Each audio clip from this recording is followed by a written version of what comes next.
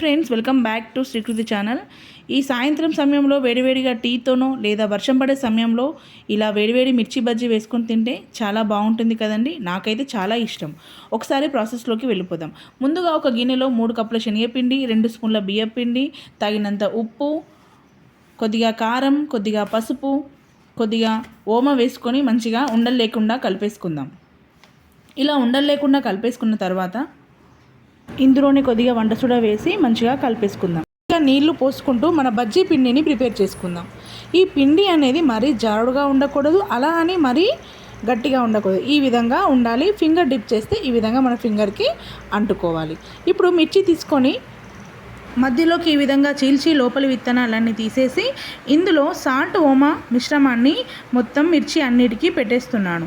ఇది రెడీ అయిపోయాక స్టవ్ పై ఒక కడాయి పెట్టుకొని దానిలో డీప్ ఫ్రైకి సరిపడా ఆయిల్ పోసి ఆయిల్ వేడయ్యాక ఈ మిర్చిని ఒక్కొక్కటిగా ఇలా డిప్ చేస్తూ మన మిర్చి బజ్జీ వేసేసుకుందాం.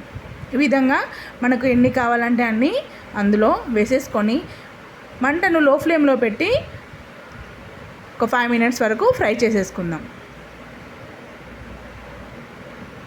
ఈ విధంగా వేశాక అటు ఇటు తిప్పుతూ చుట్టూ మంచిగా ఫ్రై చేసుకోవాలి.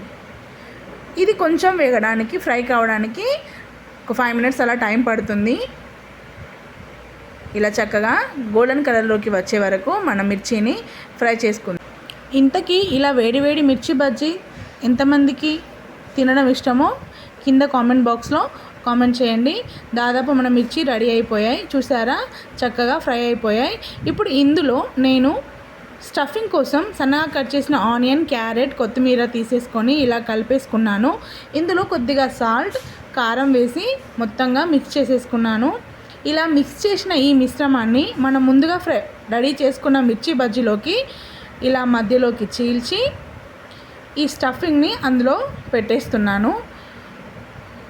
ఇలా స్టఫ్ చేసేసుకొని మిగిలిన బజ్జీలకు కూడా ఇలాగే స్టఫ్ చేస్తున్నాను. చూసారా ఎంత బాగా కనిపిస్తున్నాయో. దీనిపైన చాట్ మసాలా వేసి కొద్దిగా నిమ్మరసం పిండుకొని తింటే చాలా బాగుంటుందండి. వేడివేడిగా మన chaat masala, onions, carrot flavour తగులుతూ టేస్ట్ అనేది అద్భుతంగా ఉంటుంది. అసలు కారమే ఉండదు. ఖచ్చితంగా ట్రై చేయండి, పిల్లలు కూడా ఇష్టపడతారు. Thank you for watching. Please subscribe my channel.